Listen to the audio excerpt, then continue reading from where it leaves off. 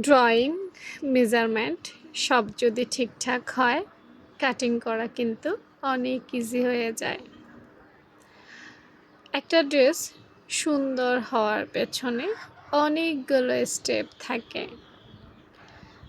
ভাঁজ দেওয়া, তারপর কাস্টমারের পছন্দ অনুযায়ী মেজারমেন্ট নেওয়া, কাস্টমার কোন জায়গাটা কেমন পছন্দ করে সব কিছু জেনে শুনে একটা মেজারমেন্ট চার্ট তৈরি করা, তারপর ওই চার্ট অনুযায়ী কাটিং করা। কাটিংয়ের শেষ ধাপ হচ্ছে সেলাই করা।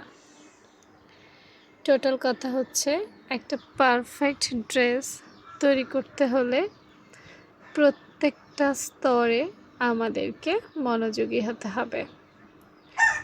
যত মনোযোগ দিয়ে কাজ করব, একটা কাজ তত সুন্দর হবে। কাজের সাথে ভালোবাসা না থাকলে কাজ কখনোই সুন্দর হয় না। আমরা যখন কাজকে ভালোবাসতে পারবো, তখনই একটা কাজ সুন্দর হয়ে ফুটে উঠবে। এটা একান্তই আমার ব্যক্তিগত মতামত। তোমাদের মতামতটা অবশ্যই জানানোর চেষ্টা করো, তাহলে শুনবো যে আসলে কিসে থেকে কাজ সুন্দর হয়।